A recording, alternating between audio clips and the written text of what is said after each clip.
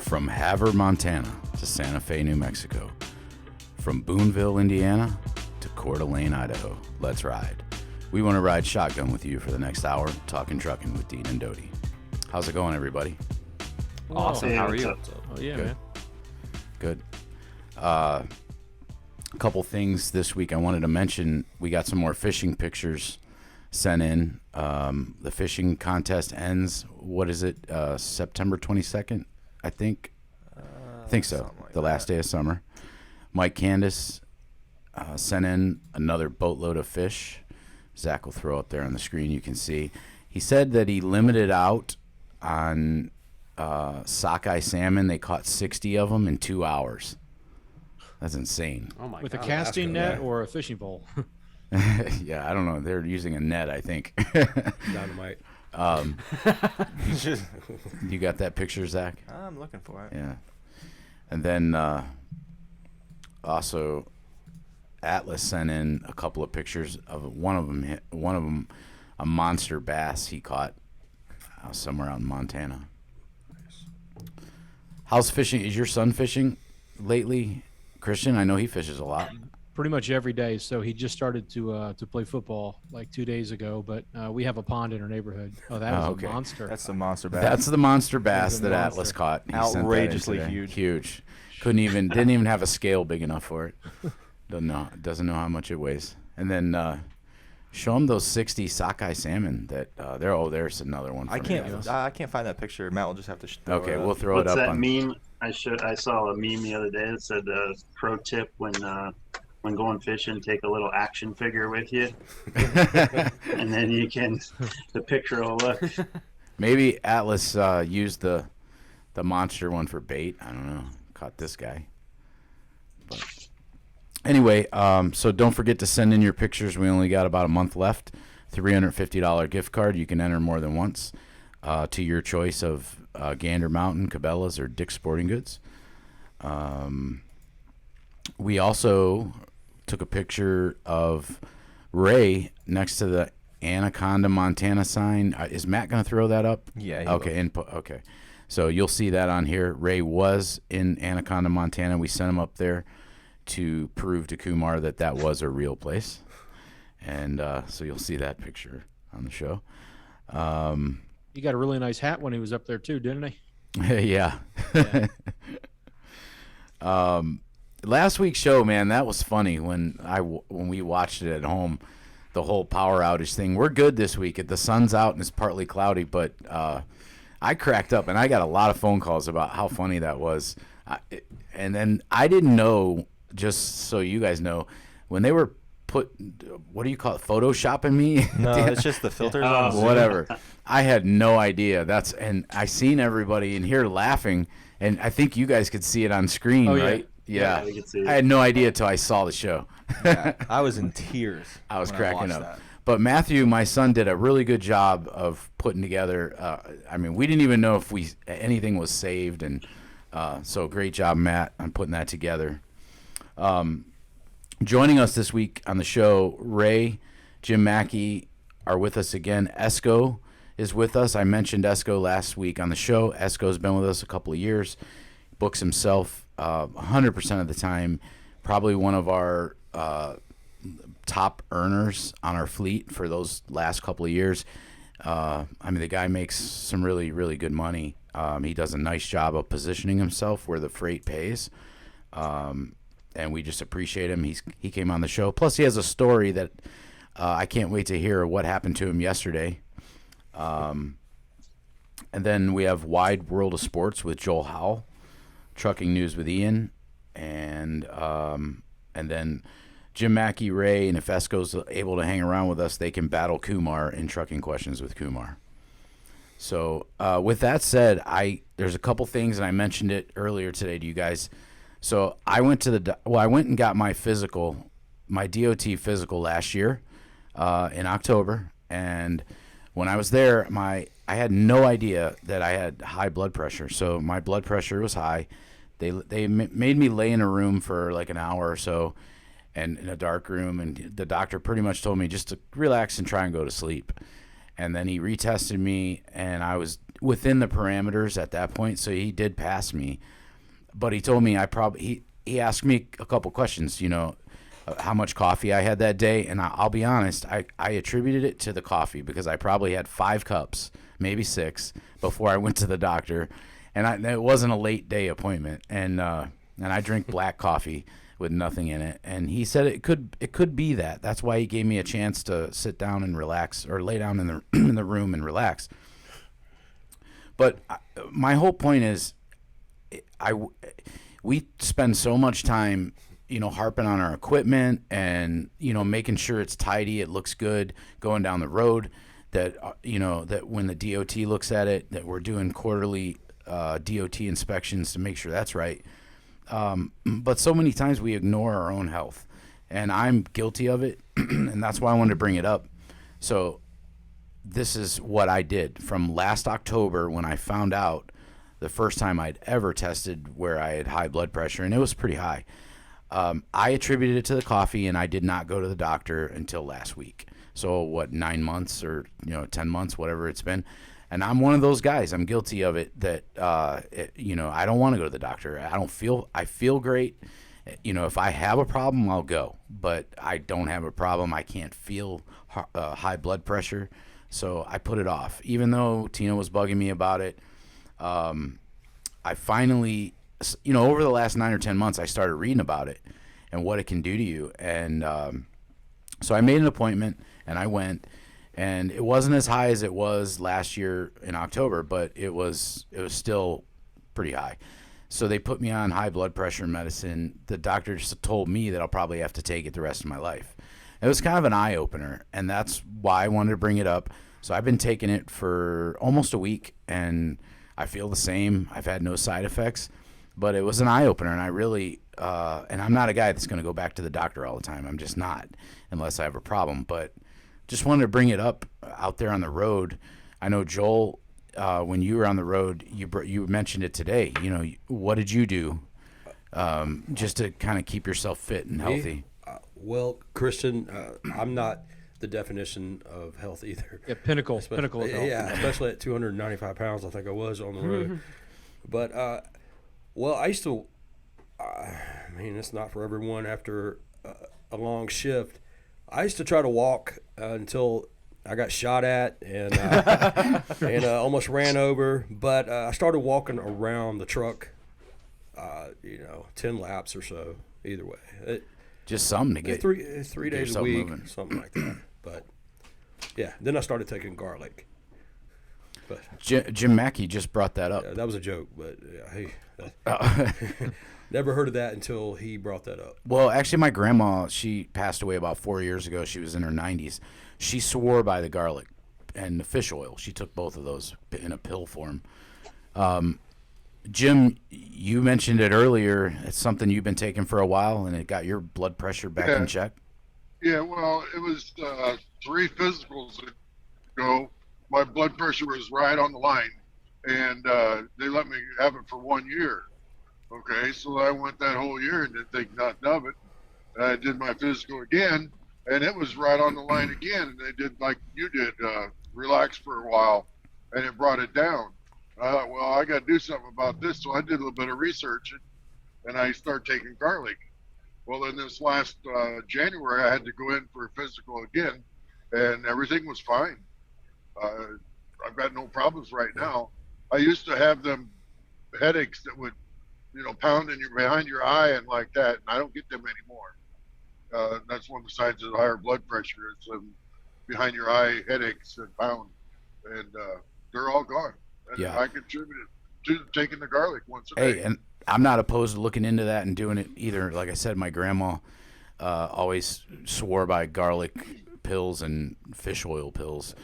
But I'm not turning this into a health show, but I'm just putting it out there, guys, because I thought I was invincible health wise, and I realized it was a big kind of slap in the face that woke me up a little bit. And so I'm just putting a little thing in your head. If you get a chance, check your blood pressure. There are some truck stops that you can get it checked at, or a drugstore, a CVS pharmacy, or something like that. But you know, it's not only the truck we need to think about, because the most important thing is the one holding on to the steering wheel, and you know, just It's keep like that that in with a mind. lot of people. Everybody seems to put their health last. I know I do. Yeah. It's horrible. Yeah, I got a funny story. If we got time, I went to go see a chiropractor pretty often, and he said, "Hey, when's the last time you've seen a doctor?" I said, "It's been like 10 years." He's like, "Why?" Because every time I go there, they give me bad news. And he said, "You can either go now infrequently, or you can go later frequently, because you won't know how to keep your health up." And so I respect him. He's a really cool guy, known him a while. So I go, make a schedule. It took like a month to get an appointment. Yeah. And they said, "Hey, just come in." I said, "When?" I said, "First thing in the morning." So 7 a.m. And I drive on over there, and we're just, you know, talking, and then end up doing a blood work lab. And the doctor asked me, he said, "Well, you didn't eat anything this morning, did you?" And they didn't tell me not to. I said, "Well, nobody told me to eat anything." And I goes, "Oh, then somebody must have made a mistake." And they said, "Did you eat anything?" And I just told them no. I did. I ate a sausage, egg, and cheese biscuit that morning, and they took my blood work. So, of course, 30 days later, they end up calling me and like, "Oh my gosh, we got to have you right back. Your blood work is awful. Everything's off. Your blood pressure, your cholesterol levels, glycerides, whatever, and all of it's off, and sugar levels and everything." And I was like, "Well, I got a little secret to tell you. Nobody told me not to eat, but I didn't want to have to reschedule, so I thought maybe I'd be good enough." So the good news is I retook it, and all the levels were normal. And of course, a guy my size, it's like, yeah, I just can't wait to see what the results are going to be. But well, and that, speaking of the blood work, here's me procrastinating again. I went a week ago. And that's when they put me on the blood pressure medicine, and the doctor, and it's right next door to our office, so it's real convenient for me to go to the doctor. And she's a real nice doctor. Her whole staff pretty much knows me from being outside around the office, you know. And she said, "I want to send you to the lab right here and have them take blood." And I still have the forms, matter of fact, right here. And she said, we're just going to check. It's like checking. We're going to look for heart things, anything tied in, kidney things. She said kidneys are a big thing with high blood pressure, which I didn't know. So she said there was like 5 or 6 things we want to check on the blood work. So I'll have you go tomorrow and go do that. Well, it's been a week. I still haven't went over to the lab. And you can just walk in. You don't need an appointment. But I just keep putting it off, and I'm gonna go. I'm gonna before the end of this week. We're gonna ask you every time that we get on the show whether you've gone or not. It just kind of, you know, and I just want everybody to know I'm one of those guys, and I relate to all these drivers out there that are the same way, that put off, just like you, Christian. You know, we want to put it off as long as we can. But hey, I kind of told myself, all right. And I saw one of the nurses outside yesterday, and her name's Ann. We were talking about. I said, "No, I haven't went and got the blood work yet." And she said, "You're putting it off." And I said, "I'm going." And he said it was a walk-in, 7 to 4 anytime. Right. So I'll go before the end of the week. What's the You got them watching the show so they can bring it up? What's that? Yeah, do you need to get them to watch the show so that way they can bring you up? Yeah. We should bring them on the show. Bring them on over. Bring them on the show, yeah. Or film when I go in for the blood work. And I hate needles too, so I I'll give the shot. Yeah. Well, speaking of shots, you know, I know, you know, COVID's a big thing, but in the truck, there's a lot of stuff you can do as a preventative measure, whether, I don't care with vaccine, non-vaccine, we're not having that discussion. But, you know, Mike, do you still have your bottles on your desk that we looked at a second ago? So, you know, a couple of things are like vitamin D3. You know, an average adult male should run about 8 to 10,000 IUs a day, or 5 to 10,000 IUs a day, and that's D3. There it is. That or in liquid format too is good to put it under your tongue. And then there's zinc, which helps the absorption of it, and usually do, what's that, 50 milligrams? Yeah. 50 milligrams a day. So, and a lot of that's just for immune health. So, I mean, you're out there. You don't know who you're running into. Yard jockeys, shippers, receivers, guys you cross. You're all over the country. Yeah. So you're a lot. Wow. Hopefully not. You're gonna need a lot more than vitamin D3. Yeah. We need to put up a disclaimer Ajax. after that one. That's it.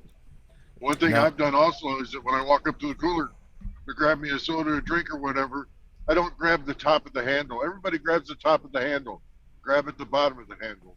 When you go into the door at the truck stop, you can see where the paint's rubbed off the handle. That's where everybody else grabs. Grab a different spot. Touch the top of the door to push it open if you can reach it. You know? There's a lot of things like that since the pandemic happened that I do differently. stuff like that I do, especially if it's winter or cold or fall, fall, spring, or winter here. I have long sleeves on usually, and I'm usually sliding my sleeve over my fingers when I'm grabbing handles or things like that. Yeah. Flushing with your foot. Yeah, we've all learned a lot. Yeah, that helps the next guy flushing with his hand is flush with your foot. So the next guy flushes with his hand. Yeah.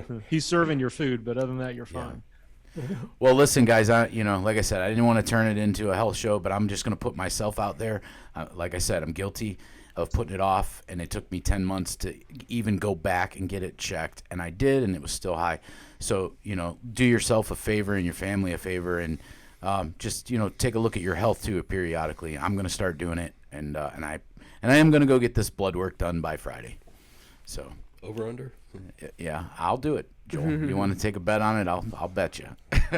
All right, what's the bet? All right. So Ian, let's get into some trucking news. Ian was pretty excited today running around here. There's a lot of weather things going on he wanted to talk about.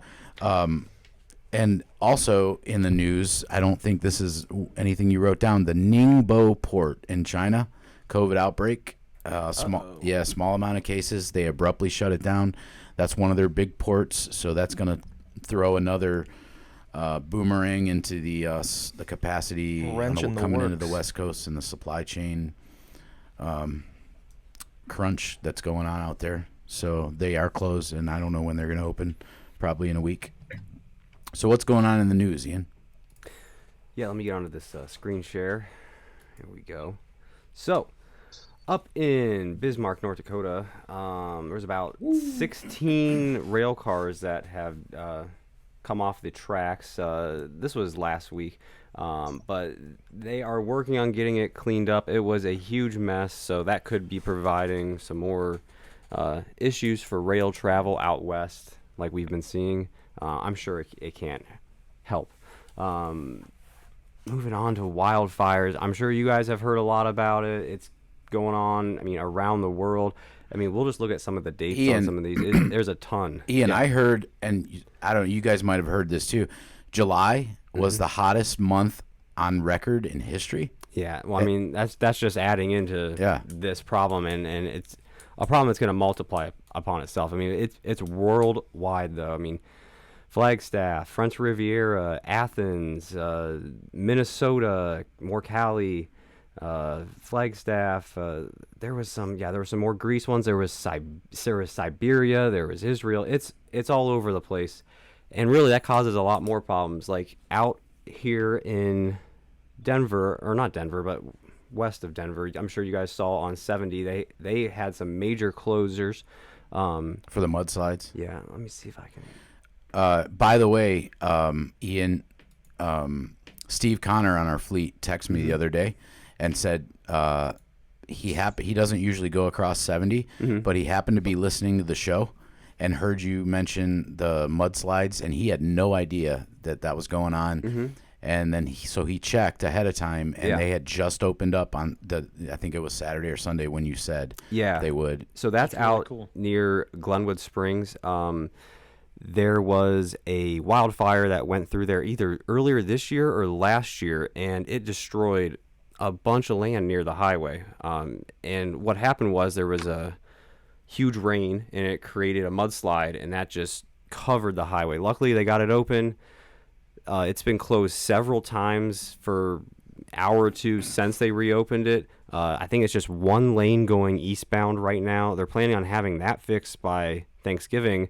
But even today, they might shut it down. This is Wednesday as we record, as they are having some more weather come through there and some more flash floods. I like the hood of that cop car. I thought that looked good too. Yeah. 9/11 action. Yeah.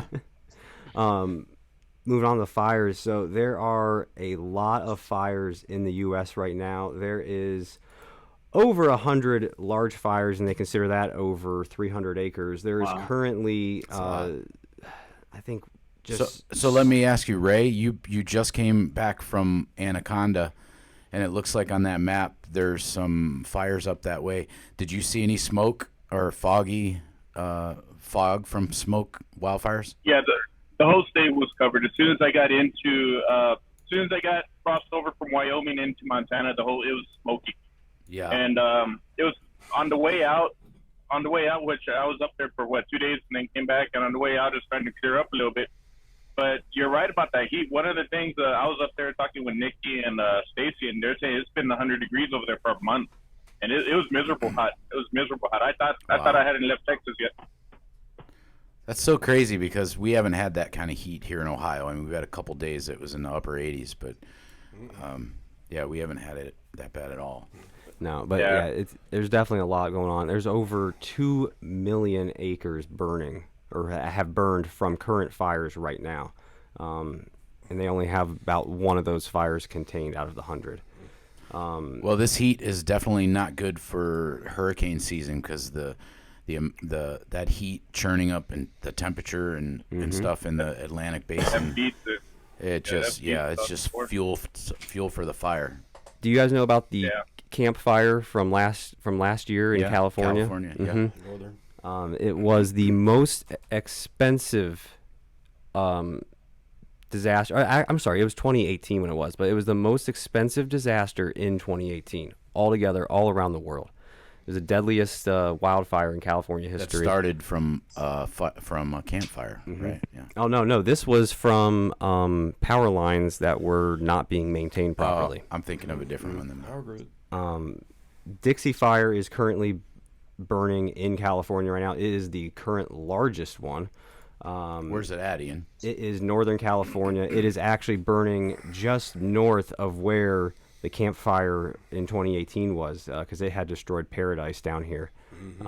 And so is that up there by Eureka, Redding? Redding is just over here to the west. And I think I want to say that fire was burning when I was there. I want to say I was at a Love's near Paradise or somewhere up there.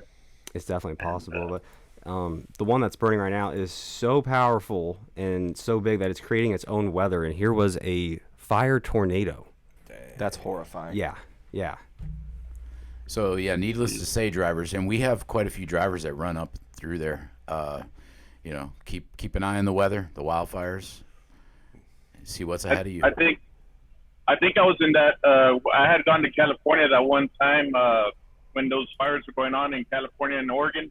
Yeah. Remember, Russell, you sent me up there on a really well-paying load. I don't like running West Coast, but you got me a really well-paying load. I took those pictures of that big old rodent you didn't like in California. Remember that? Yeah, I do. Yeah, that was the time. I think that was like last year, if I'm not mistaken. Yeah. Well, why I want to bring this all up really is that everything plays into each other, and it's only probably going to get worse as we go down the path that we are. It's going to create more difficulties in logistics, and it's something that we're going to have to adapt to and be ready to, change things in a moment's notice. And then the last thing I really want to bring up with the weather is hurricanes. There is a Hurricane Grace down in almost to the Gulf. It is going to smash into the Yucatan Peninsula and then dump rain all over southern Mexico there. And then the one that some people have been worried about, Henry, is supposed to basically just peter out and just die out in the Atlantic off the coast. So hopefully that's not anything we'll have to worry about. And then Fred, of course, is dumping rain on us currently. Yeah, it was a big rain event. Doty, you didn't get much from that tropical storm coming through there, did you? No. Last Sunday, yeah. I was fishing there actually. I know. Tom said, I think it hit in the Panhandle, right? Yeah, it did up there. And then it took a hard right, and Tom's in Clarksville, Georgia, because he called me. I think it was Sunday, or I don't know. It was right around there when it came ashore. But he said they got dumped on with rain, just tons of rain and flooding up in the northern part of Georgia. And then last but not least, there is hurricane over in west of Mexico. It is possible it could head towards Hawaii. But I doubt it's going to interfere with any shipping. Everyone's going to be able to get out of the way in time. Yeah, they can get around it. Yeah. They already got to the letter K for hurricanes. They didn't name it Karen, right? Oh, that's going to be the That worst. messed everything up. That's funny. But that's all I have for you. weather is something that we are going to have to worry about in the future. Something we worry about every day. It killed our show last week, or tried to. Yeah. Show must go on. That's something that when I started trucking, I mean, obviously you need to as a driver, but that was a big thing that I did every day. I was looking at the forecast where I was going, and I did get like, I'm fascinated with it now with weather. But you know what I watch from before hurricane season starts until through the end of it is that southwest coast of Africa, where all that stuff starts and ends up turning into a hurricane. So every day, when I'm having coffee in the morning, I'm on my phone pulling up the radar and I'm zooming in out there to see what I see. There's a lot of activity right now. I mean, just from this morning, looking at it, nothing says that it's a depression or a storm yet, but it's fascinating. Yeah, we do have to keep up on it though. Another thing that'll affect our weather this year too is La Nina. I believe it is out there on the Pacific coast. The water temperature is supposedly the highest that it's ever been, and that'll affect the temperatures up and the weather conditions up through the U.S. on the west coast. Oh yeah. Oh, it's all related. Yeah, I'm not a scientist. I don't know how, but I know it is. But yeah, it's possible we're going to see more and more extreme weather affecting everybody. So, well, thanks for that segment to give us an insight on what's going on with all this weather, Ian. Mike Doty, we got an update on Florida Man from the Florida Man. Florida Man. All right, what do we got here? Let's see. Florida man embezzled almost $13 million from USF, spent it on adult entertainment site. Oh my God! Wow. Is that Jimmy? How much? So $13 million. From spent where? All, USF. That's What the is that? college. Oh, Central Florida. Oh, Central. Yeah. Oh, the university. Wow. Yeah, my brother graduated from there, as a matter of fact. Really? Make sure you let him know that. He might be Florida. Here's the thing. Was he in the Tampa, where this is like the stripper capital, right, of the world. You can throw a rock in any direction and hit a strip club. You spend it all on the internet. Yeah, he spent it all on the internet. Well, it has been a pandemic going on, so he wasn't able to get out. I imagine this. I figured this was. I don't know how old this is, but I figured it's before the pandemic. Well, we know where your. I got those were all from this week. Your brother's medical school money went. Oh, those were all this. All of that is from this week. In 7 days. Oh, that's great. Wow. Okay. Don't forget, all these people move here. No locals. What did he say last week? No. Go to Florida on vacation, leave on probation. Yeah. That definitely happened. You don't leave at all. You're on probation. Yeah. Florida man rents U-Haul for $10,000. Home Depot Florida man rents U-Haul for a $10,000 Home Depot shopping spree on a fraudulent credit card. Express code. Express code. The Florida man uses Twitter to threaten Disney World and Activision with grenades and C4 explosives.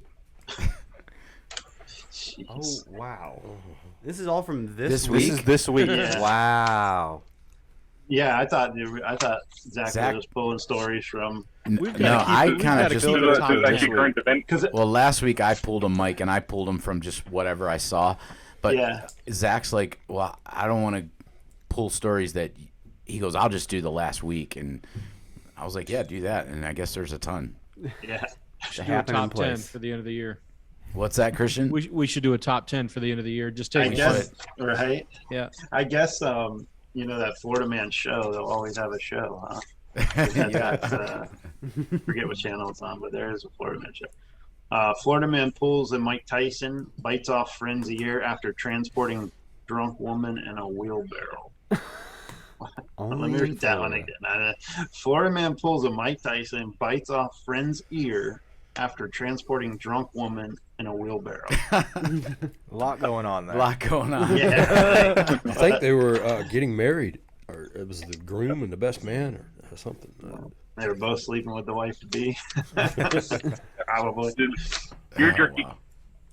Let's see. Last one. Florida man butts Florida man butt slapper arrested. A man was arrested Thursday after he allegedly slapped the buttocks of a woman while she was walking her children and took off on a Kawasaki Ninja motorcycle. They just rolled up and slapped her butt. Wow. Rolled away. Well, thanks, Florida man, for keeping Right. us entertained in the news. And thanks, Mike Doty, the real Florida man, for sharing it with us. These are always a reminder that There's you some don't crazy- need to go to Florida. Yeah. You know. My Florida number.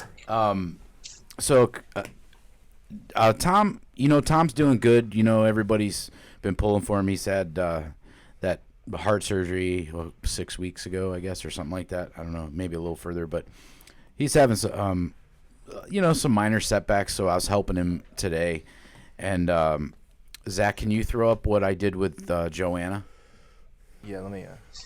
I'm just going to go over this real quick, just to give you an idea of what because I kind of had to think outside the box. She ended up just a little north of Orlando in a reefer, and it was garbage down there. I have to keep her close by because Monday she needs to be up by Norm, go to the Cumming, Georgia yard. Tom ordered some parts that she needs to change on her truck, and Norm's that shop there. Norm's getting her in. They're going to do it. So the parts will be there Monday. So she said, yeah, can you just kind of keep me in the southeast or, somewhat in this area and get me back there Monday or Tuesday? So Thursday to Monday, how am I going to pull together a week for her? We started looking in Orlando, and it was just, I don't know, Mike, Christian, if you guys have been looking at reefer loads down there, but it was like $400 to $700. Straight garbage, and yeah, there wasn't even a variety. There was several wasn't. loads that were posted 1,000,000 times over. Yeah. Yeah, And then, I couldn't have said it better. So we changed gears within 20 minutes of looking. Ian and I called Joanna, and I said, Joanna, what I would do is I would start heading north, and you got today to get up there by Valdosta, and that's what we did. And we loaded her Moultrie, Georgia on 650 miles to Batesville, Arkansas. Why am I not seeing that? It's because Valdosta, that's what you put. It's actually Moultrie, Georgia. It's like 30 miles from Valdosta. So we ran Moultrie to Batesville. It was 645 miles for 1,900. Wasn't terrible. Then 40-mile deadhead from Batesville, Arkansas. And just so you guys know, that's Thursday to Thursday night she picks that up, which she didn't mind. She said, I'll just drive up to Valdosta, and she had some personal things and laundry to do. She said I could use tomorrow. And I said, this picks up Thursday night at 8, but it's delivering Saturday morning. So she delivers Saturday morning in Batesville, and I loaded her Jonesboro to Henderson, and then that one was 3,700 on 800 miles, and she delivers on Sunday afternoon. And then Halifax, North Carolina, which is about 40 miles from Henderson, and it goes to Opelika, Alabama for $2,000 on 580. So Thursday night to Monday, $7,600 on about 2,000 miles. You got to add in the 220 miles from where she was, just a little north of Orlando. But I'm not going to haul a heavy load that's going to put wear and tear on my truck. I'd rather spend the 220 miles. What's it going to cost me? $40-$50 in fuel. And you're still doing $3.30 a mile, all miles, including your deadhead. Yeah. And I mean, Joanna would have done whatever I told her to do, but it just made total sense. Let's get out of there. South Georgia, we can do something. It might not be a home run out of there, but it will be decent. And you see, guys, where I sent her. I didn't even mess around. I'm like, all right, I need a good weekend run. So if I can get, and the reason I took the Arkansas, that's always a great area. You got Tyson in that area. You got, Walmart in that area. I knew I could get something good out of there and shoot back southeast. So that's why I did it. So I don't think I did too bad filling in for Tom on that one. No.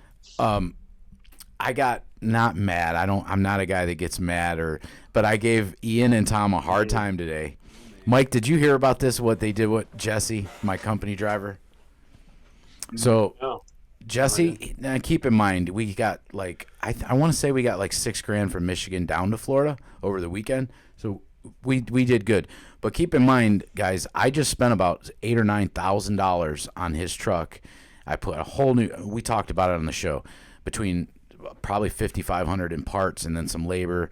We did a lot of work. And so his truck's running beautiful now. But now I need to make some of that back. I had I had it all in the reserve. So, but I need my reserve on that truck's empty. I need to fill it up. So, and we ran down on 65. His week is 65 getting down there. I came in this morning and Ian and Tom were talking about, it's garbage in Florida. So they sent him on Ian, I'm going to throw it out there because I've been dogging him and Tom all day. Go for it. $1,800 to Ohio. Woo! From Florida. How many miles? 14? Yeah, about 14. It was like 11, 50, 12. Yeah. On a reefer load? On a reefer load. Tom told me to book it. Tom I and grabbed him. it. I know. And got first him thing up I said towards is, our customer. Who booked this garbage? I would have deadheaded from Miami to Georgia to make up to do. But that's just how I think. And Tom's like, I didn't do it. Ian did it. Ian's like, I didn't do it. Tom did it. I booked it. It was funny. On his. Yeah. And I wasn't really mad at you guys. You know that. I was just giving them a hard time because I never, and I know you know this and I know Tom knows, they were thinking, let's get him back to our Ohio by Friday morning so we can, that's as close as we could get to our regular customer that we do haul for, that go, for Jesse does every week and several other reefers.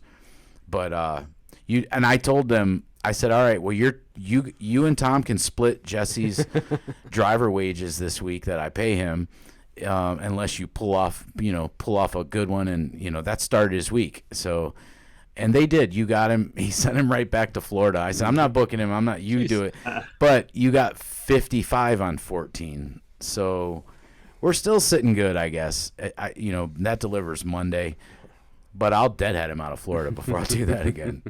So anyway, I am never taking Tom's advice ever again. I enjoyed giving you and Tom both a hard time today. It was kind of fun. So that's what I did with Joanna, and then that's what you guys did with Jesse. In your defense, 5,518 is what, 73, and then how many miles? 12 and 14.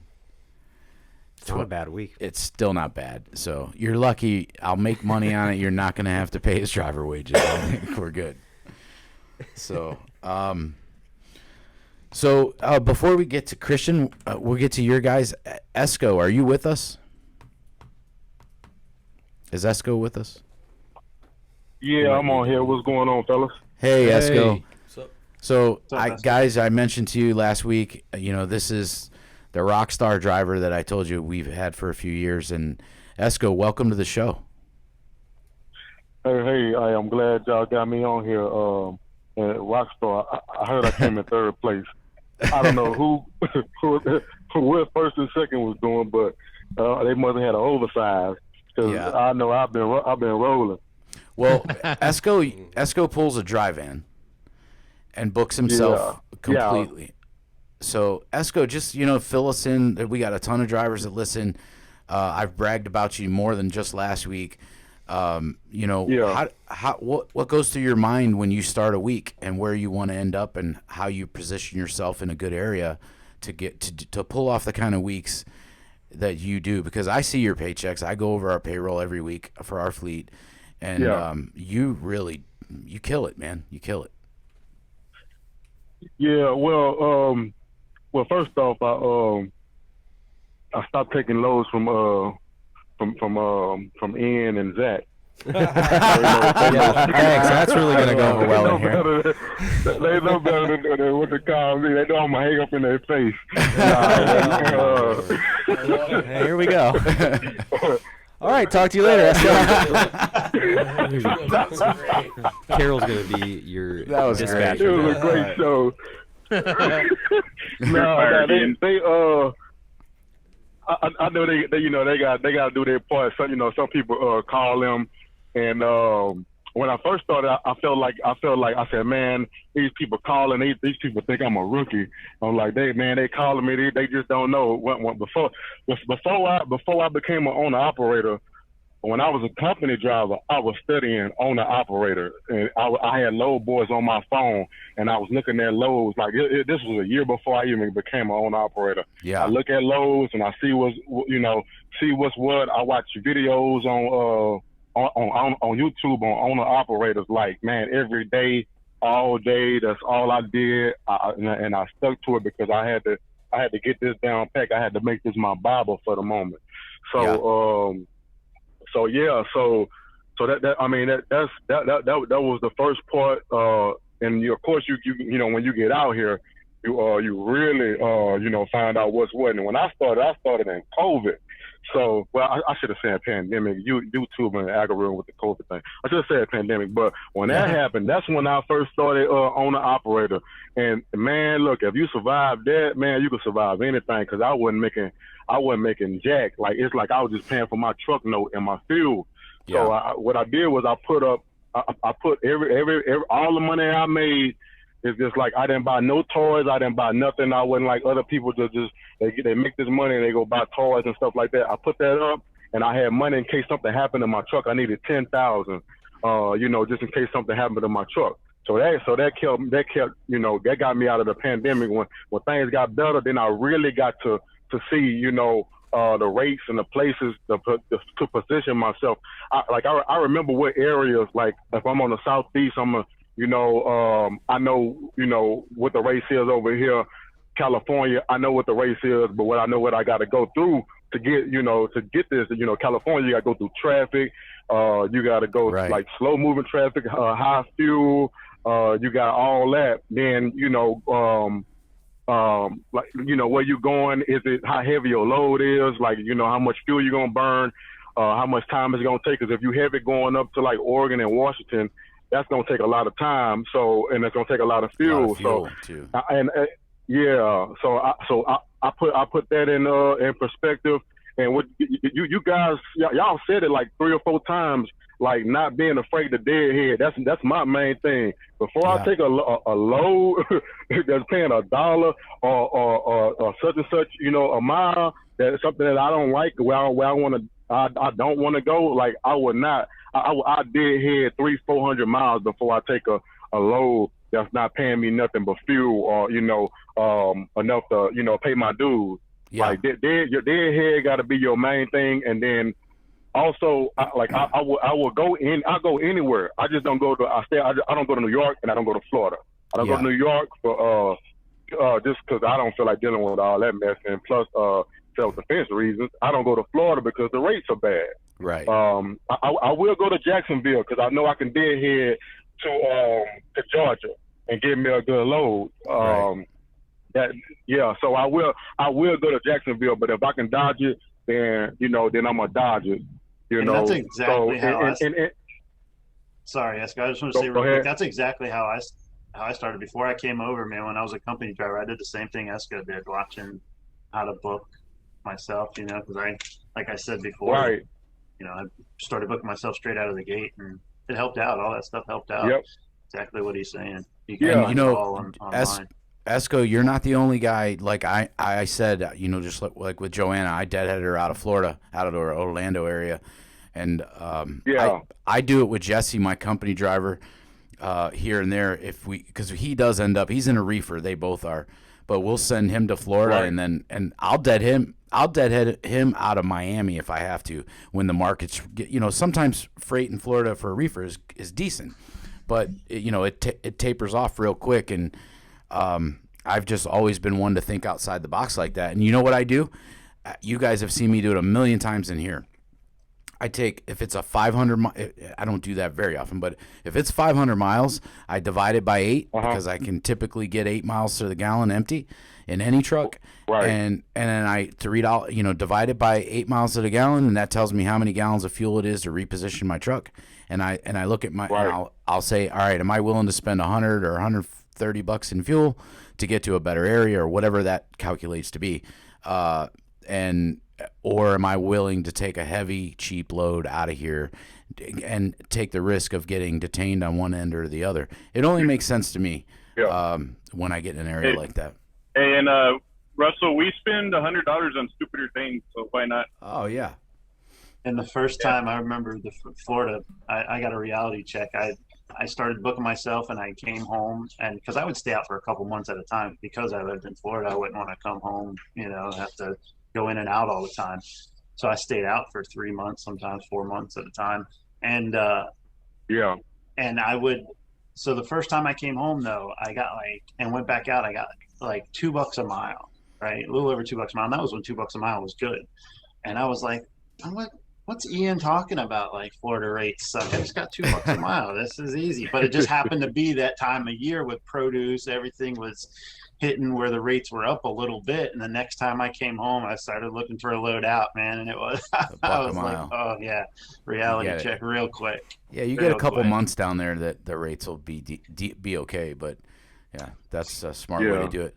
Esko, I just want you to know how proud I am of you, and just I look at what you're doing and where you're going and your revenue, and every week, and I know I don't talk to you that much because I don't really need to. I mean, every now and then, I give you a call or whatever, but if you need anything, you don't hesitate, and I know you know that. You can call us, and you do. I know the guys talk to you on a regular. They talk to me. I still need them. They still come in handy. Yeah, and that's what they're there for. Yeah. Especially when I have an issue. I just wanted, and I talked about you last week and maybe a couple of times over the last 20 weeks that we've been doing this, but, other drivers out there, if you, I know Shannon Robinson's doing what you're doing. He's been with us for about 2.5 years, and he's been an owner-operator for about the last year, maybe a little longer. I sold him a truck, and he's paying that off probably in another 1.5 years. But he's learning. He just started booking himself, a month ago, Zach? Probably about 2 months now. Yeah, and he's doing okay. The first year or so of owning the truck, he didn't want to mess with it. Surprisingly, he's doing pretty good. He's doing pretty good, and he's really studying and trying. And I may tell him, Esko, because Shannon's a really good friend of mine, and he's a really good guy. I may tell him that, hey, here's Esko's number. If you ever need any advice, to give you a call. I think that would go a long way for him. Oh, okay. Tell me. I have no problem with that. Tell me what happened. Oh, look! Hold on. Before, I know what you're about to ask me. Before we get on that, I'm gonna say one more thing about rates. It's another trick that I use, and it might go a long way for somebody. Let's just say when you have Sacramento. I'm in Reno. And I'm in, let's say I'm in Reno, and then, Sacramento is 120 miles, 110 miles? Just over 80, over Dunlap. It might be, right, yeah, okay. So it might be a load going to Texas from Reno paying $5,000. But if I drive 100 and something miles to Sacramento, it might have that load going to the same place for $7,000. So am I going, just because I'm closer to this load, am I going to take this $5,000, or am I going to drive 100 miles deadhead to get another $2,000? I think I'm gonna take the extra $2,000. That's another trick that I use too.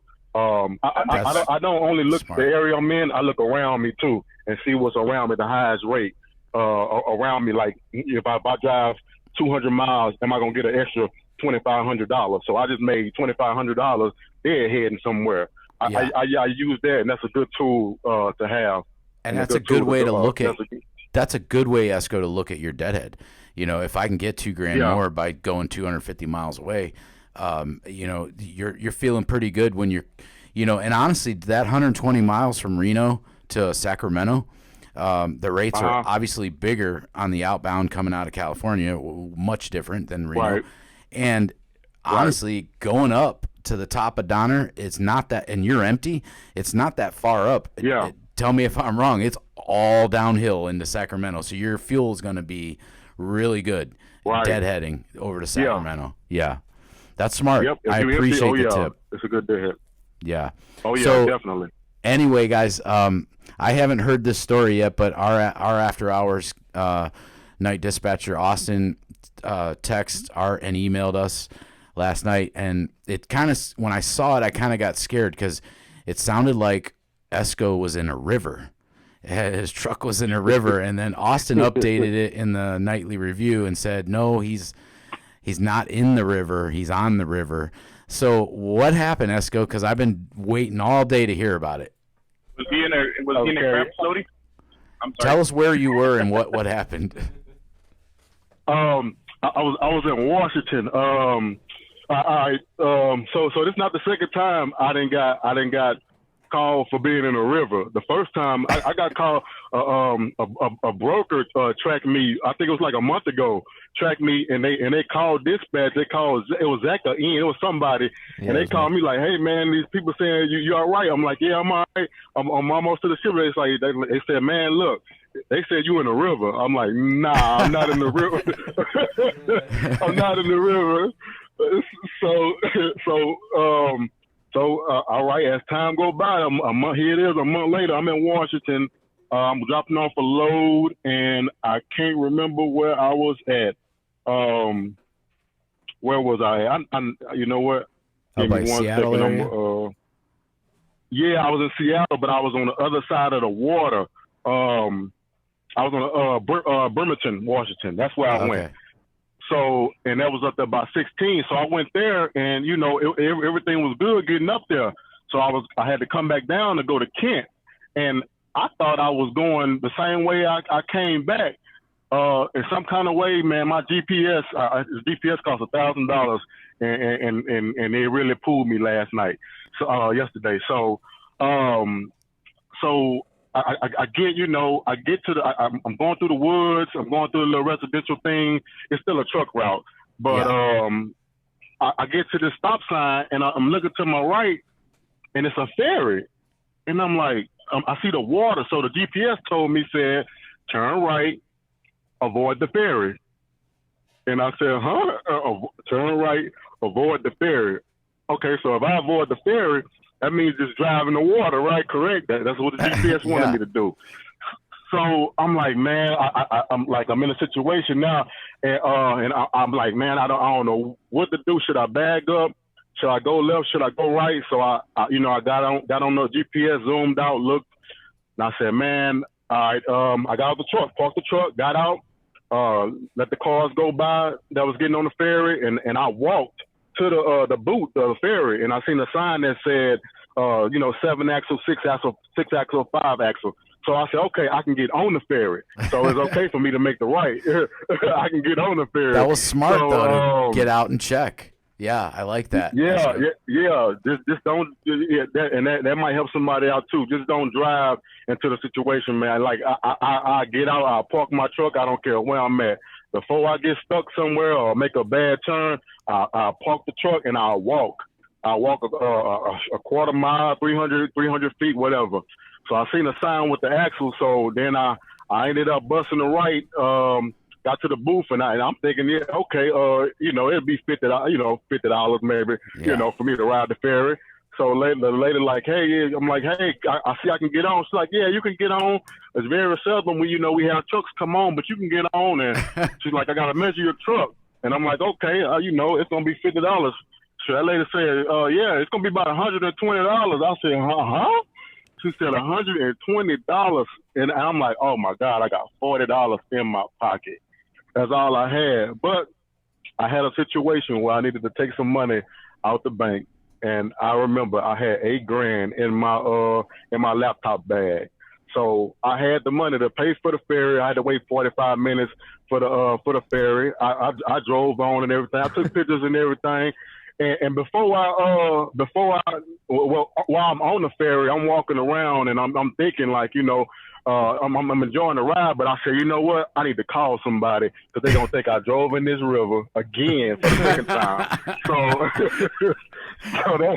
That's why I ended up texting Zach, and I sent him some pictures. I said, "Hey man, look, if anybody asks, I did not drive in the river. I'm on the ferry, and that's the way I gotta go. I ain't want to turn around. I ain't want to go all the way around. So I ended up, up on the ferry, man. How long was the ride?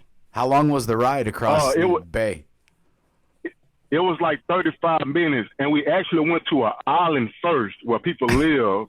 I forgot what they called it too. They told me the name of it. It was an island we went to pick up and drop off. Where people live at on the island. That's the only way you can get there is the ferry or boat.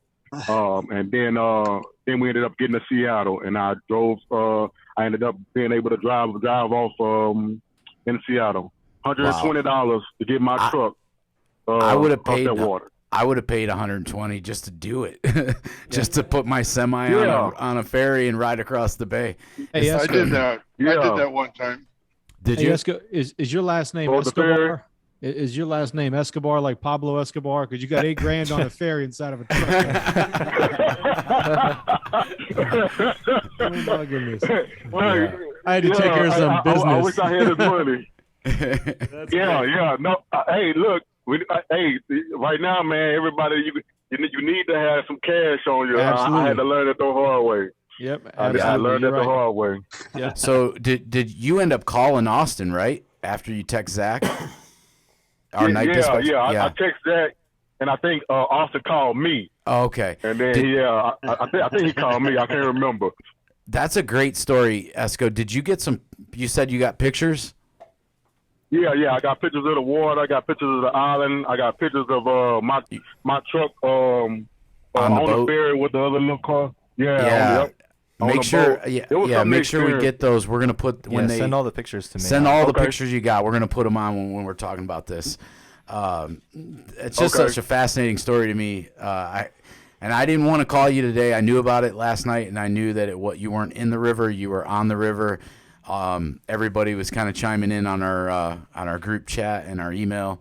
But I said, you know what? I'm not going to call him. I want to wait. I want to hear this story on the show tomorrow. And I did tell Austin last night, call Esko back, tell him he needs to be on the show tomorrow night. And he did, didn't he? That's great. I rode the ferry one time. Where'd you ride it, Jim? That same one? On Rikers Island. I was in the northern part of New York and had to go over to Vermont to load. It was right. And I rode the boat across Lake Champlain. Oh, okay. Because it's so far to go. You can ride them to Canada too. Bottom. You have to. Yeah. Canada. But I rode it across there. About a 45-minute ride. Yeah.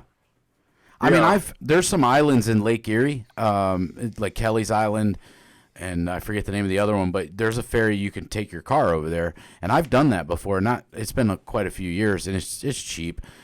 But just the fact of putting your whole semi on there, it just kind of cracked me up. And the one I rode on, you put the truck on first, and then they pack the cars on around it.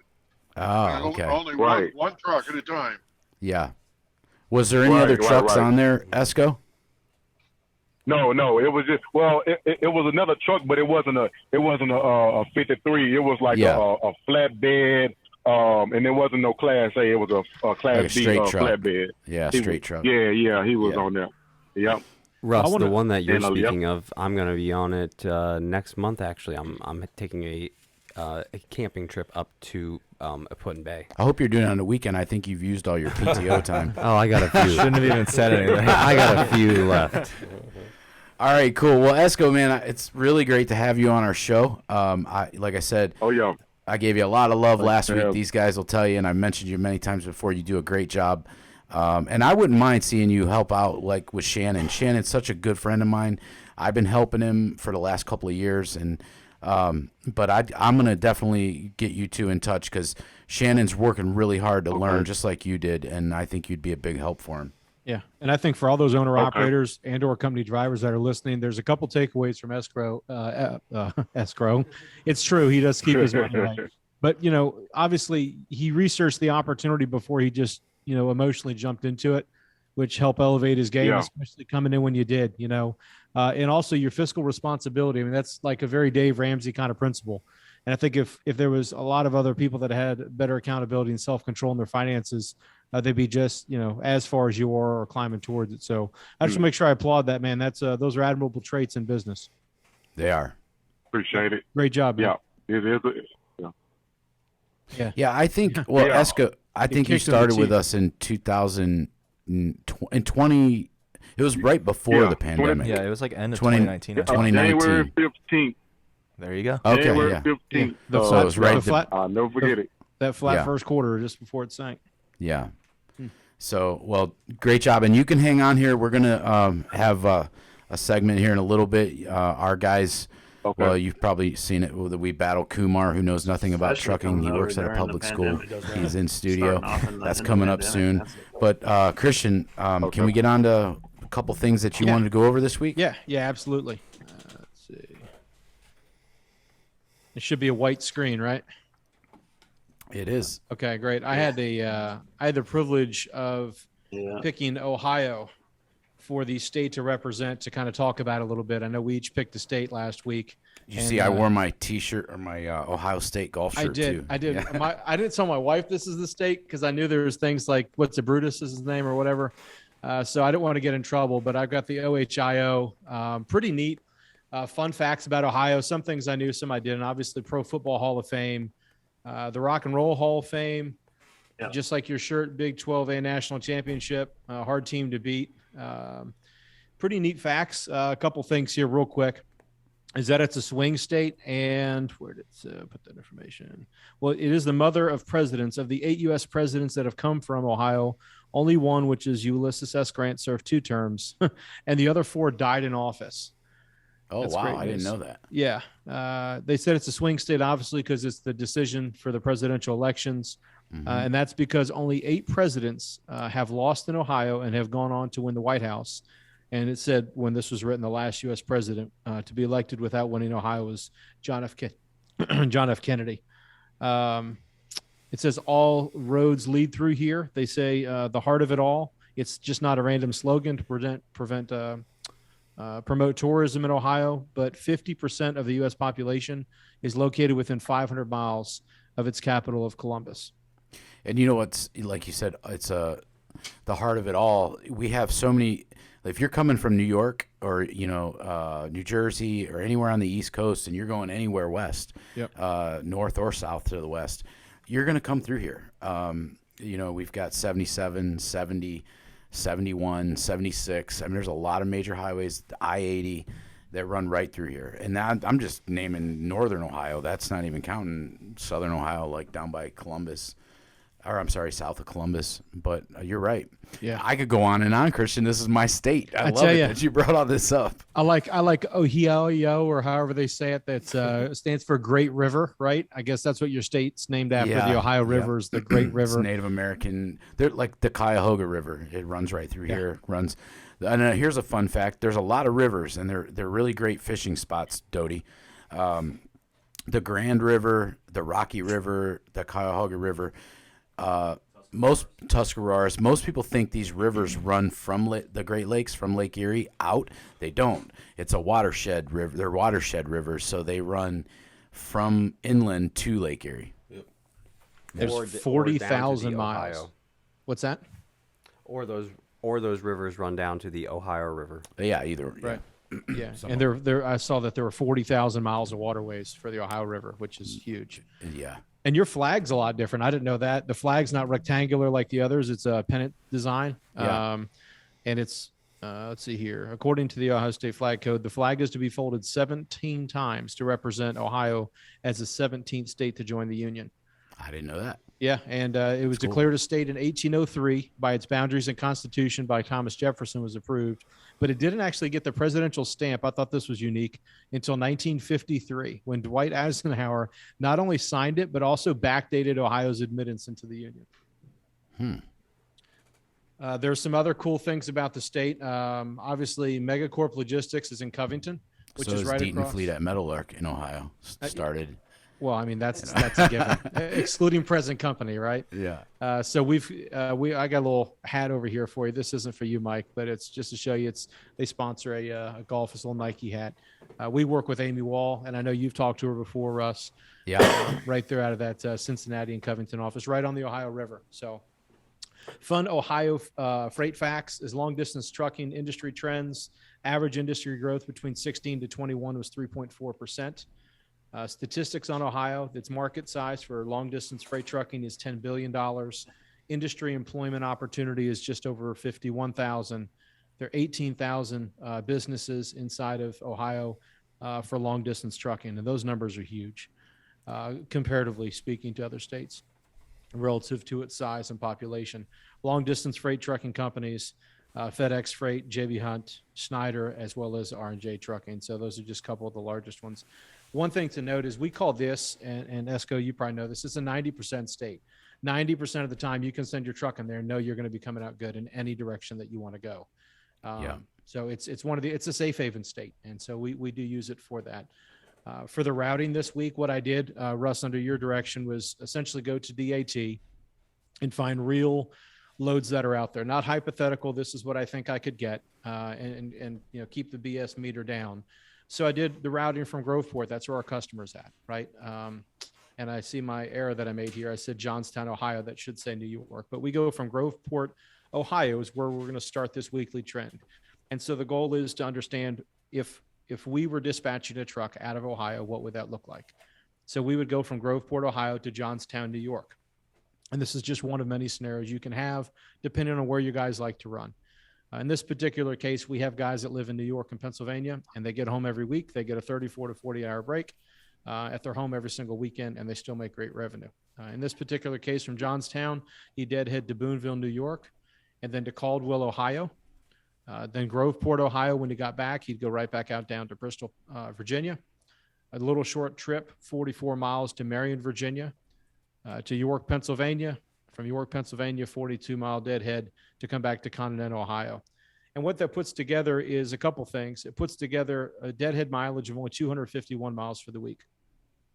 I don't generally look at deadhead miles. I look at paychecks. If we're going to be averaging $250, $3 a mile, all miles, the more miles empty, the better. It's light and you're getting paid for it. Right. And Esko mentioned that earlier as well. So he just needs to be a regular. But it's great. So then we have the loaded miles on top of it, which was 2372.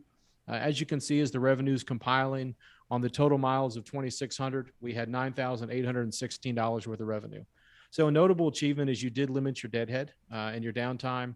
I'd say a notable, disenfranchising point is it did take 5 loads to do it. So you are loading and unloading every day, which leads to a much higher risk of having to be held at a shipper or receiver or having problems. In this particular case, we did it at $3.74 a mile. Again, $9,816 in revenue. And this was Christian and I talked about this, and Mike. This was hypothetical, and I'm going to do one next week. I was going to do it yesterday, but like I said, I got some people working at my house, and I thought I was going to be able to get in here, but I had to stay and help them out. So what I said to Christian and Mike is, hey, let's just take whatever the posted rate we see, rather than knowing, we might be able to squeeze them for a little more, or, Yep. And that's what Christian did. And that's a really cool scenario, hypothetically. Yeah. I mean, you run to New York, you can take 90, or you can add 60 miles going to Johnstown to run the Southern Route 80 across and up and over 88 and tie in. To avoid the toll. Yep, to avoid the toll. And then, and here are the rates right here. So, JAT of Fort Worth, 2,600. So these are the rates that add up. And what I did was I also pulled up another one from Pepsi Logistics that if we were into Virginia and we didn't want to end up going back to Pennsylvania and Ohio, if a guy needed to run short for the week, it's not a huge adjustment. I mean, it was $7,800, $7,900 for that last $1,900 run versus $1,600 up and $1,600 over. But the exchange is if he wanted 3 days at the house or he was there for time off, he's still running $7,000 or better. And so that was the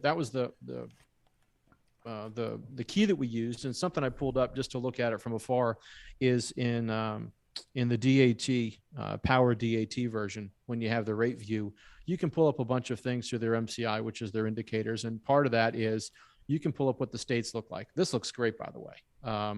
You can see the states on a state to state, but it can be very misleading because it can be broken down by territory. So just because the state is red, if you guys are looking at states to go to, I would recommend not looking at it.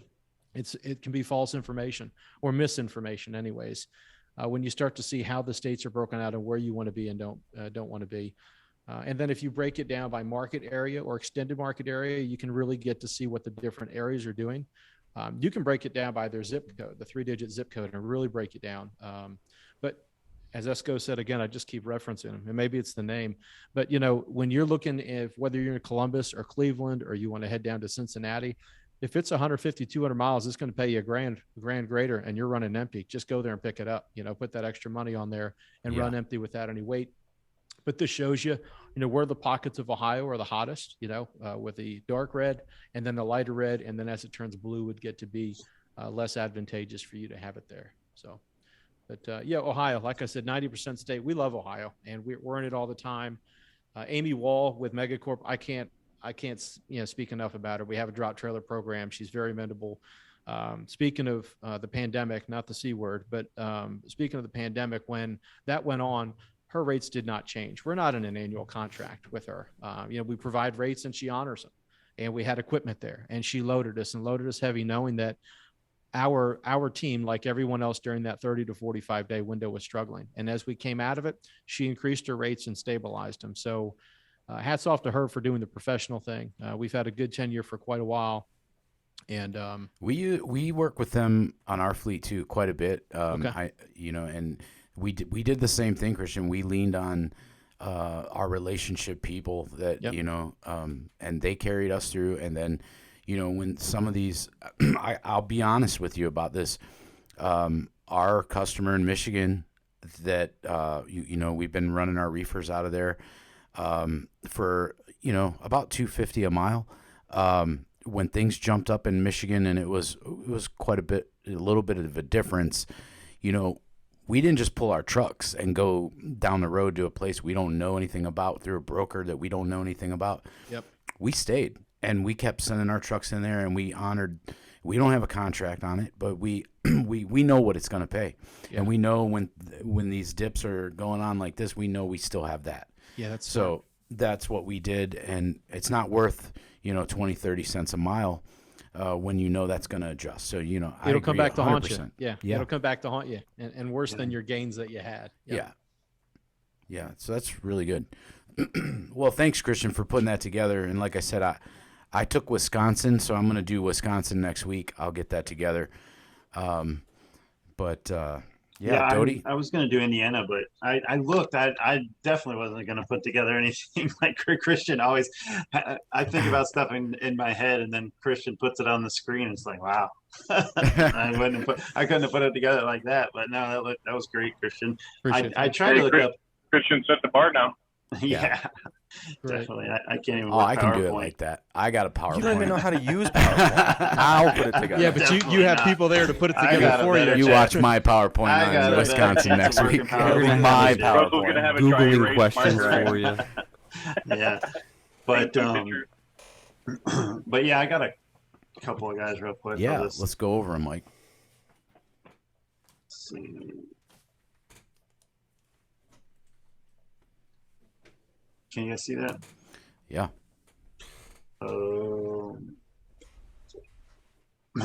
Yeah, Lee. I'll just go over these guys real quick because they like to see how they're doing too when they watch the show. Lee's, it was 6 days. I've kind of just been doing, if he delivers one day and picks up the same day, kind of just use that as a half a day on the load. And then if he delivers in the morning, picks up in the afternoon as the other half a day. So this was 6 days, 79.25, 316 a mile. He's in a van. That's all miles, like always. Let's see. Dala, he 82.62 in 6 days, 361 a mile. Get he's it in done. The van. Yeah, he's you know what?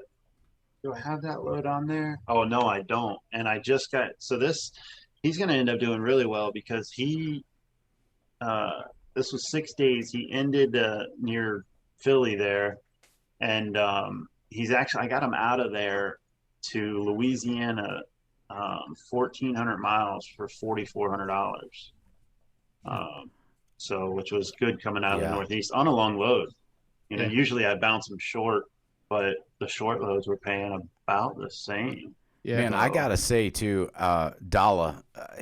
So I've talked to him quite a bit. I was involved when I recruited him. Actually, he was Brittany Ferguson helped me, and he backed out and he was car hauling and was going to stay over there. And Brittany asked me, she said, Russ, he backed out. I think you should call him. And I remember Tina had a doctor's appointment somewhere, and I was sitting in the parking lot after work, and he and I talked for about an hour, and then he got back on board. And that guy, Mike, and I know you know what I'm saying. You know how, Christian, you know how some people they call you and they're just a downer, like everything's negative. Yeah. Not this guy. And I love talking to him. Every time he gets on the phone, he's just got energy. You can feel it. He's positive. And he's laughing, and it's just I love it. I love hearing his laugh. He's just so pleasant to talk to.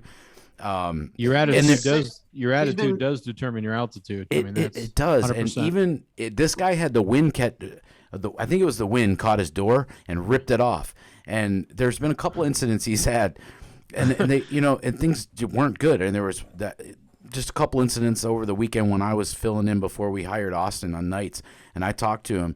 And, it's where some people would have just been just so frustrated and angry. Not him, man. He was like, we got to get through this. And, he's just positive. I really like that about him. Yeah. Yeah. And I will say the load that I got in Louisiana is paying really well. It does pick up in the on the island there in New York. And so I said, I know.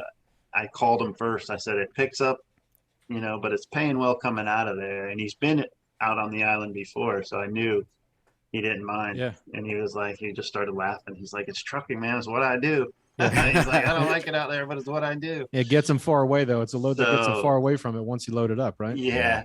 Yep. So he's another one, Russ, that wants to learn how to dispatch himself. I've been talking to him about possibly coming there for a day and sitting with you guys. And he could sit right next to me. But yeah, I think he'd do well at it. That's an invitation he can't turn down.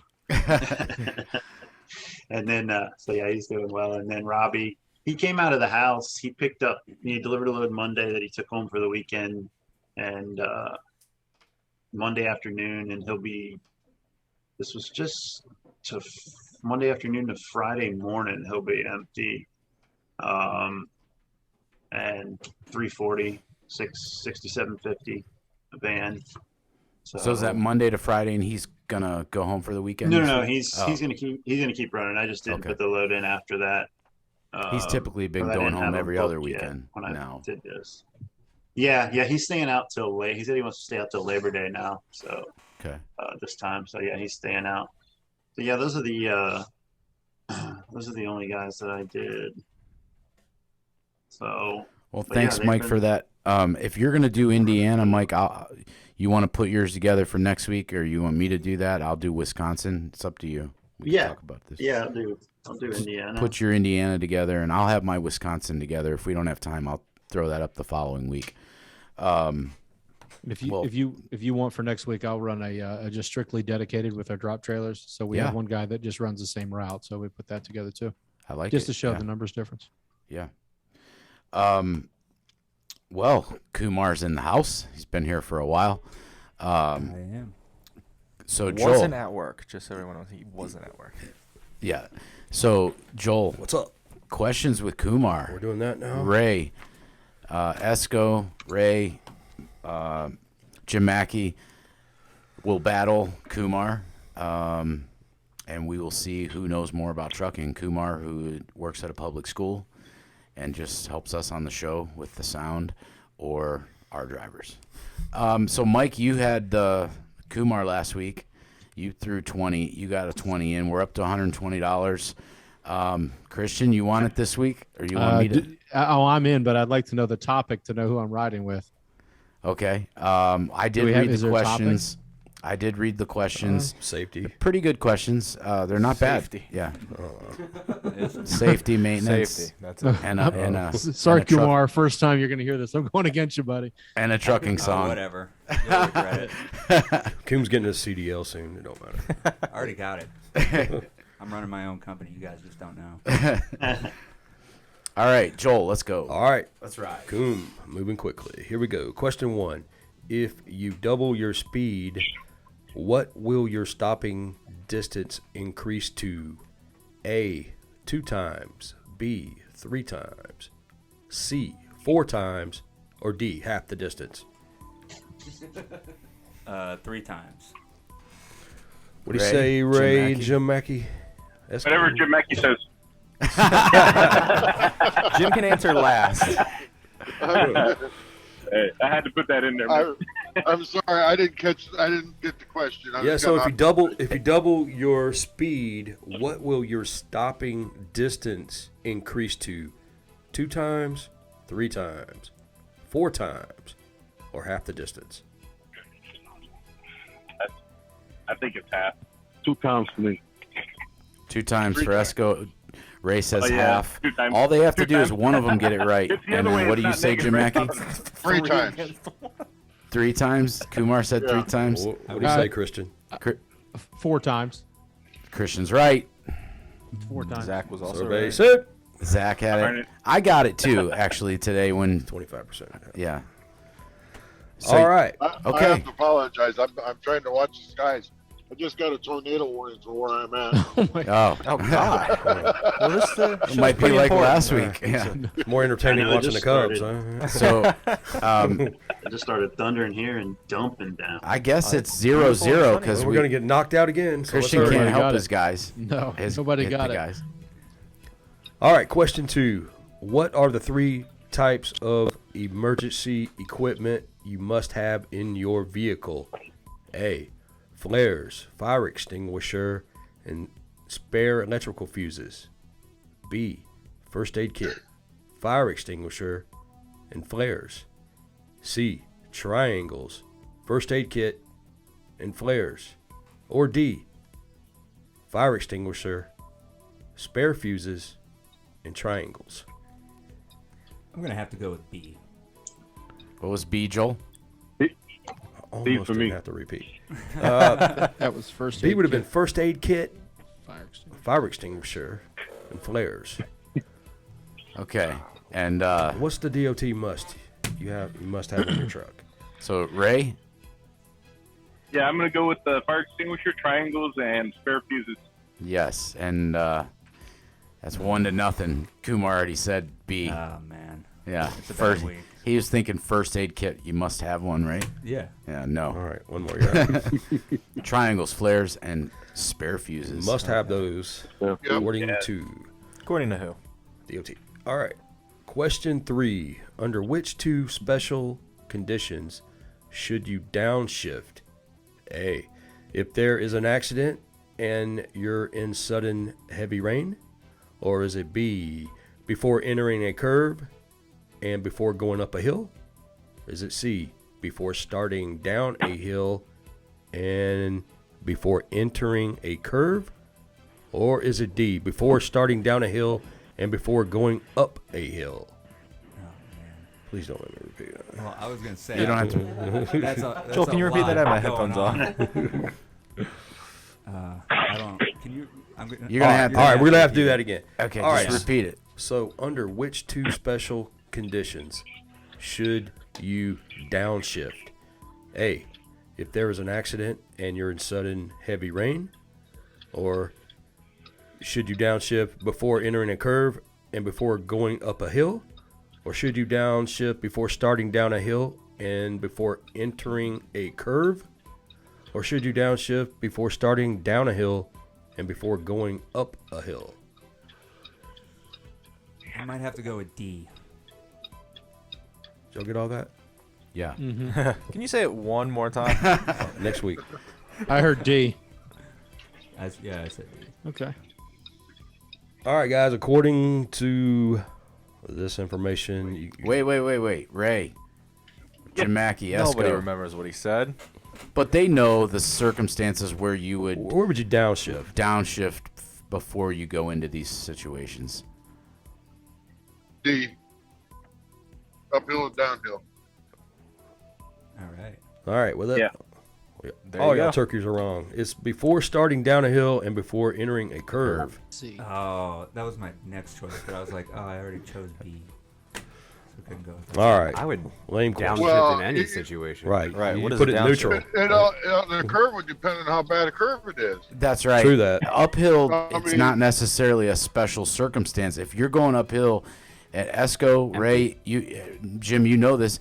If you're going up a hill and you need to catch another gear, Yeah. you can downshift going up a hill, but you don't want to do that going down a hill. And if you're coming through a tight curve or a sharp curve that's on a highway where you're going fast, I don't know if I'd want to pull it out of gear and to downshift in the curve. So that is right. Okay, he said curve, not a sharp curve. Well, Yeah. use Let's your get technical imagination. on Jim? Jim's going to start writing these questions. Listen to Jim. Yeah, starting just next writing them week. down. We're gonna have Jim write the questions. He now. Might did. as well. This is where I got this information from.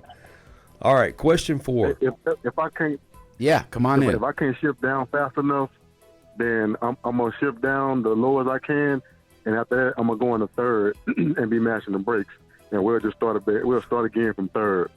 I hope the hill's not that steep. Yeah. I mean, if coming down a hill, I've always Yeah, downhill.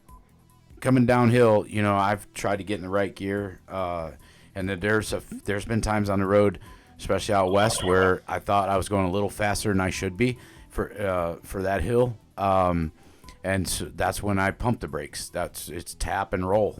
I mean, Jim, you did that on Cabbage when you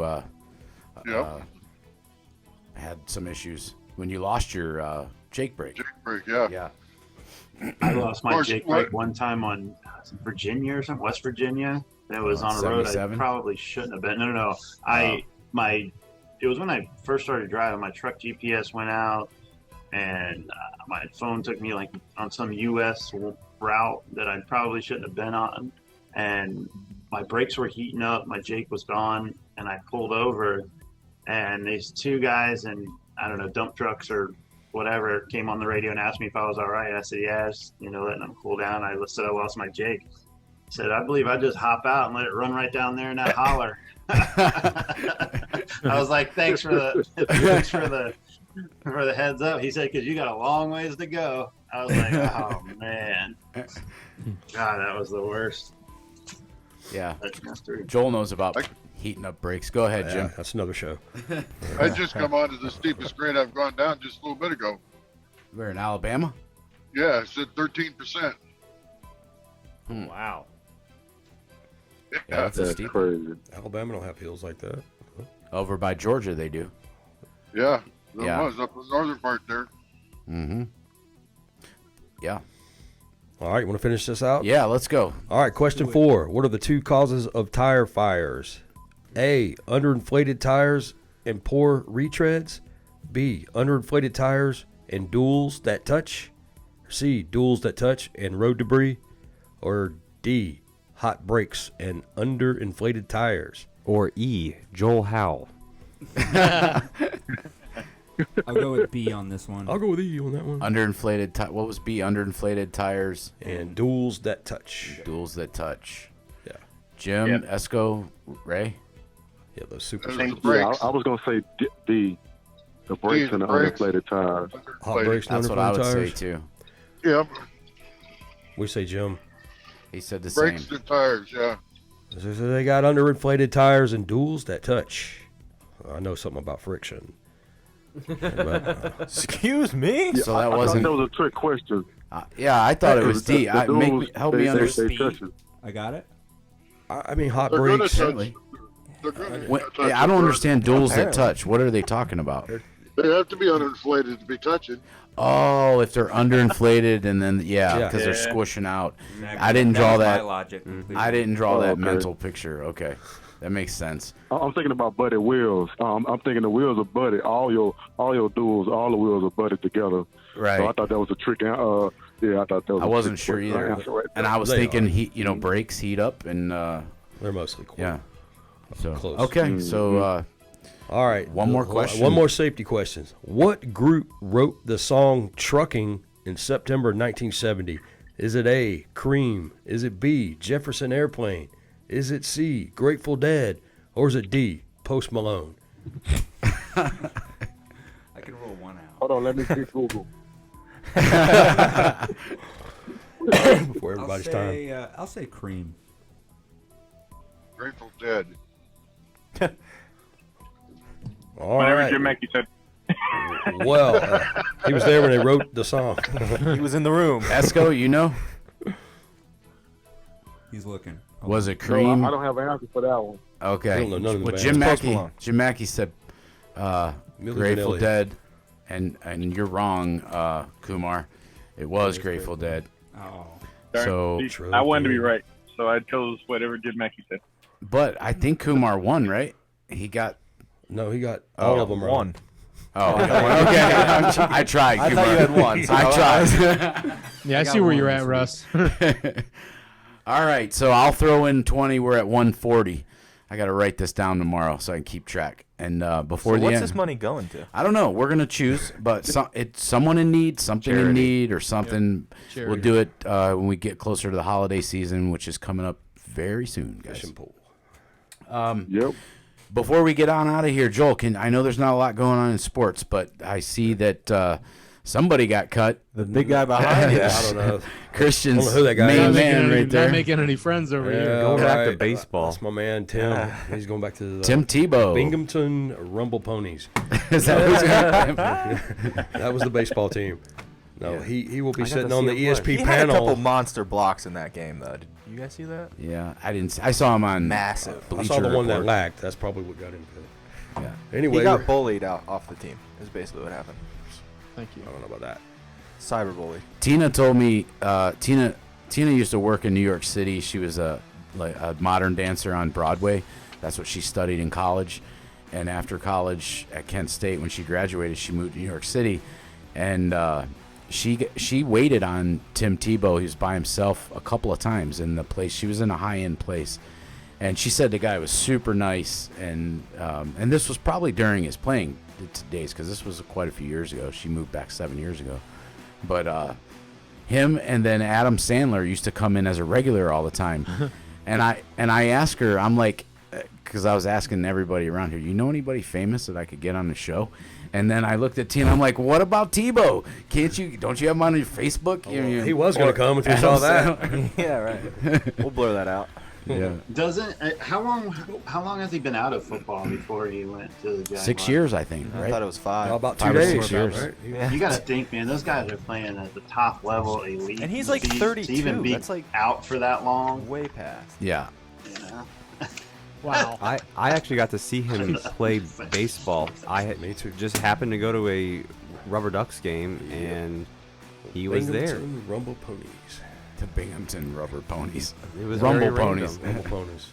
That's Well, funny. He won't have to worry about an express code. I promise you that. So, guys, we got Yeah. some couple of preseason football games already on the books. Joel, they're done. So, what do we got? 2 more? I don't pay attention I think a it's lot. 2 more. The opening season starts on the 9th. Dallas at Tampa Bay. Yeah. What's some big games coming up? Well, that one will be on Thursday, and then you have week 1. Right now, all the teams are trying to get to a 53-man roster. You got teams with 70 guys now trying to make the cut. They're all battling. They're all in secret. They're not telling you who is going to start, etc. But that's what's going on. NCAA, about 140 schools out right now, getting after it. The key matchup for college will be on September 4th. You got number 5 Georgia and number 3 Clemson playing in Charlotte. That weekend also is the Alabama-Miami game from Atlanta. Stay tuned for that. NBA, NHL, off-season, NASCAR. Next up, Michigan Motor Speedway this Sunday, the 22nd. Next up on the PGA Tour, golf, the 19th through the 22nd, Jersey City, New Jersey. Little League Baseball. We got 16 teams right now, the 19th through the 29th at Williamsport. We got Hawaii versus Connecticut, Nebraska, New Jersey, Michigan, Florida, Washington, Texas, Tennessee, Ohio. That's you're talking about the Little League World Series. The Little League World Series, yeah. I watch some of that every year, and it's fascinating when they get down to the when Man, they it's tough to go there too. When I played baseball, we always tried. It's like impossible. Yeah, I played growing up, and those teams are crazy. Pick up those kids are good. Yeah. Williamsport. I'm not even a fan of baseball. Williamsport, I've watched Pennsylvania. I watch it. Little League. What was that, Christian? That was Williamsport, Pennsylvania. Yeah. And my father-in-law did the audio there for like 20 years, 15, 20 years. So Oh, really? He has an audio video company, Gildet and Associates, about like 20 miles from there. So he always set up the PAs and everything. It's grown quite a bit. They do their own thing now, but Yeah. So we're pumped for some football. Lastly, Major League. Over in the American League East, Tampa Bay leads Boston and New York from second and third place, leads by 5 games. In the Central, the White Sox lead Cleveland by 11. That's over. In the West, Houston over Oakland by 2.5. A good race there. 2 months left in the season. Over in the National League East, Atlanta surging 2.5 point game lead over Philly. In the Central, Milwaukee leads Cincinnati by 8.5. That one's over. And out west, San Francisco leads the Dodgers by 4. And San Diego in third. Those will be 3 playoff teams. And that's what's going on. Stay tuned for football. We got some good action right around the corner. Cool. It's my favorite time of year. College football, NFL. I'm excited. Who's going to give me 10-1 odds for the charity to put in the charity pot on That's my new driver.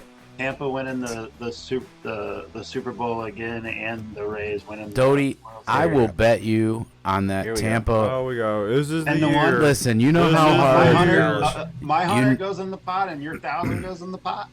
You know how hard. You know how hard it is for a team to repeat, to go and win the Super Bowl 2 years back to back. It's almost impossible. So that's why I want the 10-1 odds. Even I know that. Yeah. I just don't see it. But okay, well, let me Aaron just Rodgers think is about what hungry we're this betting year. on this. I'll get back to you next Aaron week. Rodgers plays the Jets on the 21st, so Yeah. So that's a win. I'll say that's not good for us. I think Green Bay's, now that they got Aaron back, Green Bay, don't overlook them, Mike. No. Don't overlook them in the NFC. And don't overlook my Browns either. Revamped defense. Wait. They're not in the NFC. Like a bad news. No, in the AFC. In the AFC, I know that. But, if you guys, Christian, Mike, Joel. Browns going to win it all. Anyone? Kumar, Matthew, Ian, Zach, you guys got anything else? I got Baltimore all the way. He doesn't even know how many innings are in baseball or in football. That's what I'm talking about. Them Ravens. Oh no! Now we got Esko's a Baltimore fan. There's his Achilles heel. fan. We found his Achilles heel. I'm Baltimore and New Orleans Saints. Okay, I'm okay on the Saints, Esko, but I was joking about the Baltimore. yeah, I'm born and raised in retired, right? Cleveland, and our team went to Baltimore, so I'm our team? we had to sue. The city sued the NFL for the name and the colors, so we had the Browns still. But yeah, I Really? love to I hate didn't know the that. Ravens. Yeah, 20 years ago, I love to hate the Ravens, and I love to hate the Steelers. So it's going to be exciting. But the big competition in the AFC North is Baltimore and Cleveland. That's 2 worst teams. yeah. Those are two really, two really good teams. Baltimore's got a really good quarterback. Different. I don't know about really good. He's good, man. Decently good. Yeah, He's good. He just needs some players. He needs some other a time some machine, other so you can go back outside, to like his some early tight to late ends, some 20s. wide Yeah. receivers. some weapons. They're trying to build that around him, but it's going to be fun to play you twice this year when we go to Baltimore and they come here. So with that said, though, Christian, Doty, you guys got anything else? No. It was a great show. it Esco, was. thanks for coming on with us and telling us your boat story. That was fascinating to me. No problem. We'll get those pictures tomorrow from you, and we'll put them up on this episode. Jim Mackey, Ray, thanks as always for being on and being a part of the show. And And then with that, a couple shout-outs. Brian at Truckworx of Dothan, Alabama. Over the Road Apparel, work clothes for the modern-day trucker. And Prime Wellness and Performance in San Antonio, Texas. And Ray, we got to get with Louie. He said he'd come back on in football season, so we're getting close. Let's get a few weeks into the season and see if he'll come on and do a short segment with us, and we can talk a little football with him. I tried to get him on. Like, it's been hard to go get ahead, a hold of Ray. him. I'm sorry. He's been a little hard to get a hold of lately, so I don't know if he's real busy, but I'll try. Yeah, he's got that new, and we tell him we can do it a month or so from now. We'll get the season underway, but he's got Prime Wellness and Performance he opened, and the day we had him on the show a few months, 3 months ago or whatever, that's the day they opened. So, and he said he would come back. He's told us that. If nothing else, be sure to like, comment, and subscribe. And with that, you guys have a great, safe week, and go Indians, go Browns, and go Cavaliers.